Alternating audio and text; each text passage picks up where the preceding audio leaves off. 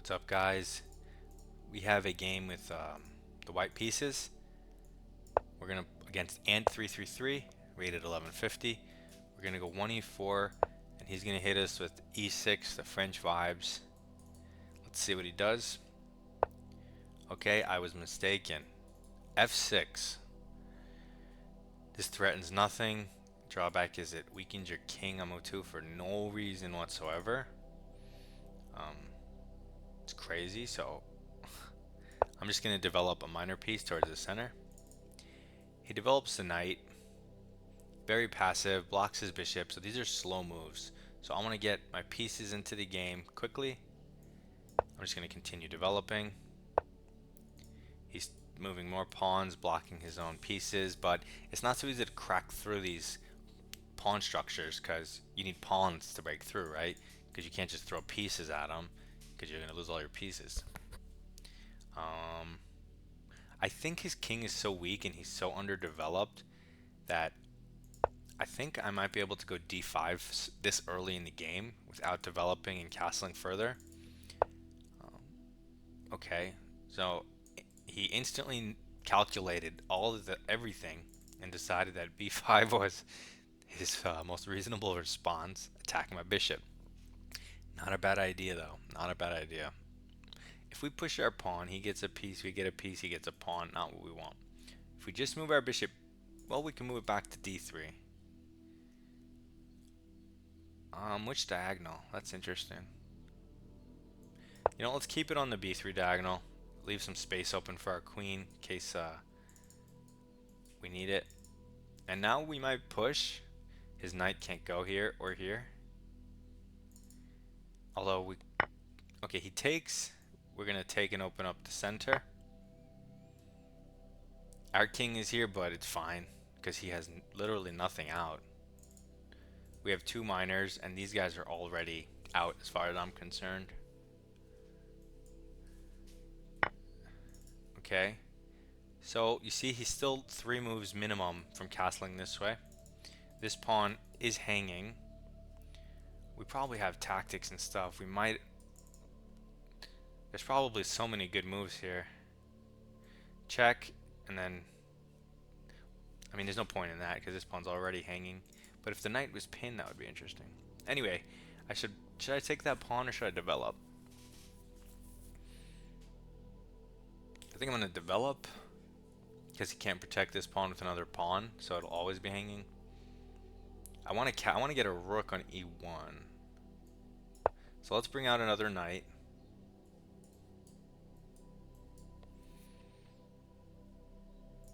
I just want to really gather an overwhelming position. Now this knight, it does prepare castling, but it does for one turn take away queen h5 ideas. Okay, so now he's pushing the pawn. How is this guy rated 1150? This threatens my knight. The drawback is he's not developing, and now he's like forcing me to take his material. Okay, I might have been able to sack the knight, like castles. He takes the knight, rook over, takes, and I think I'm still winning there. I think my pieces are just worth the overwhelming. So he takes, and a lot of you will... You know what? Let me ask. Which piece are you guys wanting to instinctively take with? Actually, I don't know what the answer is going to be for you guys, but normally you take with the bishop and have the queen in the back as a coordinating piece. But here, because every single piece is on its starting position, and because of the crazy development, crazy weak king, crazy threats I have, if I take with this, I'm threatening the rook and checkmate. He can throw the check in, blocking that. I'll block with my bishop, getting another piece out and preparing long castles.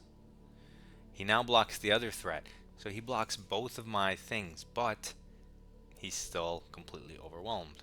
I'm in a long castle, and then I'm going to put my rook here, and that's the game.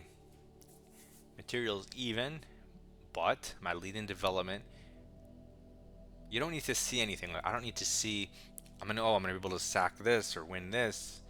I just know that once this rook comes here, I'm like +5. Now, how do you know that? Well, you know, some people, if they study Morphy games, you'll see something like, I haven't studied Morphy games, but I've seen one or two, and you know, he'll often have a position like this. He'll be down maybe some pawns. I'm not even down pawns, but just the development, and then you'll see, even though you don't see what attack is about to happen, he ends up winning. Like, you see the overwhelmingness of it. I just made, is that a word? Okay. So anyway, he pushes g5. This doesn't threaten anything. Maybe he's trying to develop his bishop. I have no idea. We're going to continue. Now, all of our pieces are in the game. Okay, useful moves for beginners. King b1. Let's say you're here. Now, you never want to play that in a position like this, because you're so ahead. You just want to build on your initiative and checkmate the guy. But in a different or standard position where he's equally developed, king b1, hard to go wrong. Protects the a pawn and protects your king. He moves his king off of this rook, but now I'm double stacked here, so what's that about? The threat, maybe he's threatening to run, but not a real threat because the diagonals are open, right? His king has no safety. He also ruined his own castling. He can't castle either way now. Another drawback is this knight hanging, because it's still pins. Another drawback, queen's hanging, so this wins the queen for a rook. This wins a knight for free. I think if I win the queen, he's more likely to resign immediately.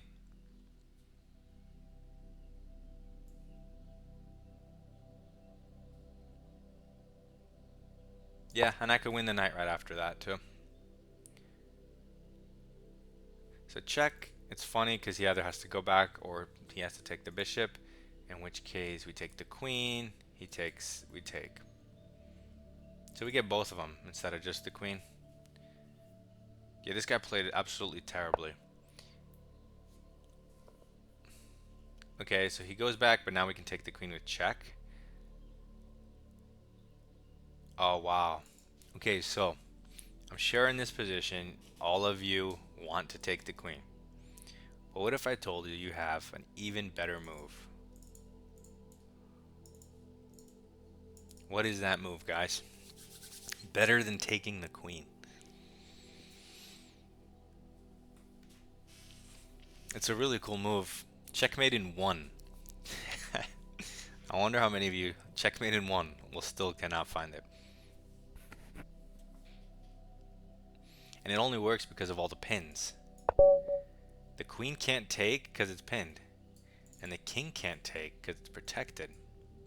King can't move. That's a cool checkmate.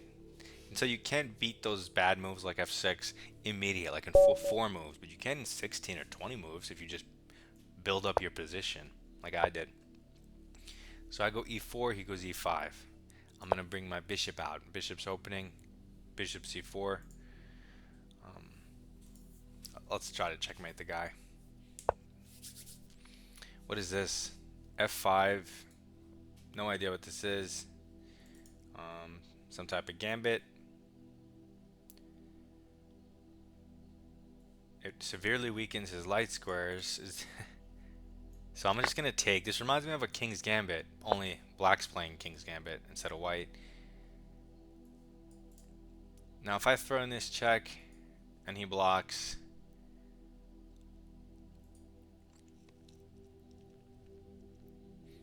I get a pawn, he gets a piece. I push and go check and I get a queen. So if I go check and he goes here and I take, I don't see the refutation for him. If you're gonna play f5 on move 2 as black, a delayed King's Gambit, you better know what you're doing. Because it's hard enough to play when white does it. Ah, this is his idea. And taking the bishop, huh? Oh, I walked right into that. That's funny. But I think I've seen something like this before, but it doesn't work here because this is hanging, right? I have seen something like this where it does work, but his central pawn's hanging, so I think in this specific case, it might not work. I wonder if queen h4 is also a move, but I don't see a reason not to take the pawn with check and save your bishop and ruin his center. This is still a thing. This is still a thing. Okay, I'm not perfectly developed, but I'm up 3 pawns, my queen in the center. He said, like, that's a good thing. Bishop e7. Still can't castle. I mean, he can castle, but he'd be crazy to castle that way. He's developing, protecting the king, fine. He's also still hitting this, fine. If you go here, he'll just tempo you again. But I don't want to move my bishop. If I go g7, that hits the rook, but his rook just moves. And that would win if this diagonal is open. That's annoying.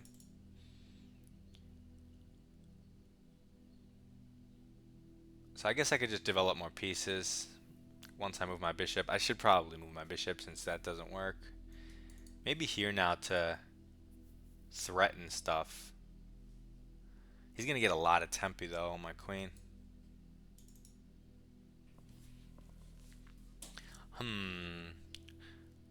What to do? I mean, if he takes this, I'll just castle queenside. Although I have to move it anyway. Yes, it blocks my d pawn, but I'm also threatening to take this and bring my bishop in with devastating consequences. And if he takes it and I take with check, also devastating consequences because the light squares are weak.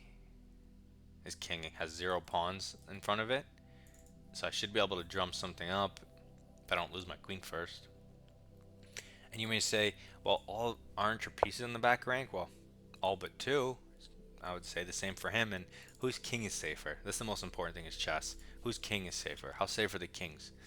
Mine is in the middle, but way safer than his. So now I just need to get pieces in the game fast. This defends, attacks. I mean, defends. Okay, so he's moving this piece, which is already developed, though, in a big way. So this hits the bishop, but I mean, so what? He's not developing a new piece, so it's not like increasing anything. I guess since...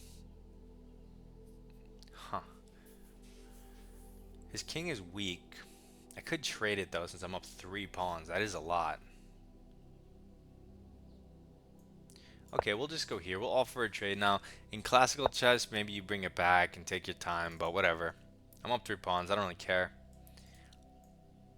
I'm going to line up with the king and hit the rook. It's a tempo move. He can counter tempo me by taking the bishop, speeding up his development. And so he has some compensation for the 3 pawns, but he doesn't have 3 pawns of compensation. He has like, let's see, I have 2 minors out, he's 3 minors out, and it's his turn.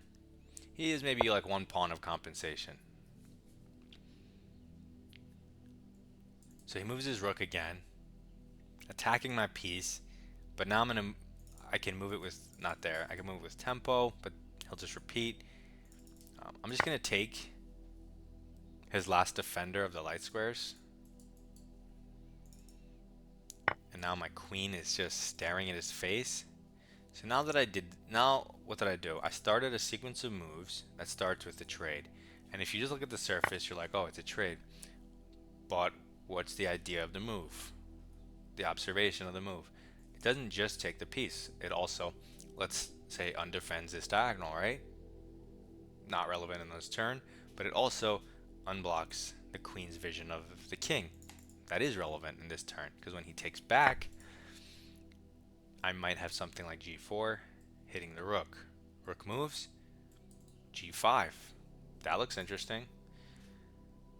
Again, I should probably develop because it seems like a smart thing, but I don't see how he gets to my king just yet. So I'm gonna go g4. Okay, he improves his bishop and opens up a way to be annoying to my king. This is a good move. Where do I put my queen now? Okay, so I have to lose the X-ray, but I don't need to lose my pawn. I don't think.